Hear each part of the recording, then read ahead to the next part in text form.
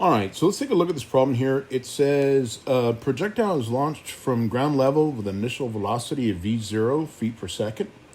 Neglecting air resistance, the height in feet t seconds after launch is given by this equation here. Find the times when the projectile will reach a height of 80 feet and then when it's going to return to the ground, when v0 is 96 feet per second. Okay, so let's take a look at the first part. So first thing I'm going to do, I'm going to write s equals negative 16 t squared plus my v0 is now 96 t. Okay, so there's my equation. Part A says, when is this thing going to reach a height of 80 feet? So this s gives me the height.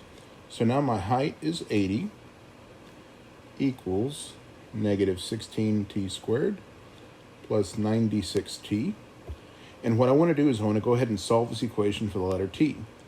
So what I'm going to go ahead and do, I'm actually going to bring these two terms to the other side.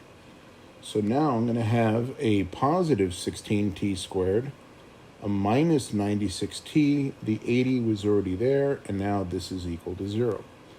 So first thing I want to do is I want to see if I can, make this equation a little smaller. So I'm going to see if I can divide all those numbers by 16. So I don't know if I can or if I can't, but I'm going to try, okay? So let's see. Well, let's put it this way. I know those are going to work, right? Does 16 go into 96? Clear this out. 96 divided by 16. Yes, it does. And what about 80 divided by 16? Yes, it does as well. Okay, so we got 65. So we're going to have a t squared, a minus 6t, and a plus 5 equals 0. So this should be one of those easy breezy CoverGirl factoring problems, right? Because it's a 1, so 1 times 5 is 5.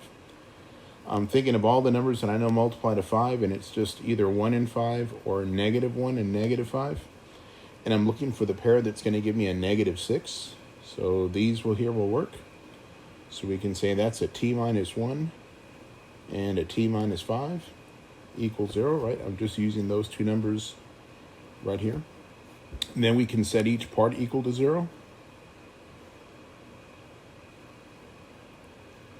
And so when we move that 1 over, that's going to leave me with, that's going to leave me with a t equals 1.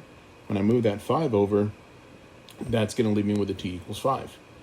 So coming back over here, the two answers I'm going to have are 1, 5, right? Okay, now there is a part B to the problem. Part B says, when is it going to return to the ground? Okay, so again, I'm going to use the same equation right here. Okay, so let's come back over here. S equals negative 16t squared plus 96 with a t. Now, when we hit the ground, the height happens to be 0. So now I'm just going to solve this equation. Okay, so let's see. We can factor out a negative 16 and a t. That's going to leave me with a t and a minus 6, right? Because we know that 16 went into 96 6 times.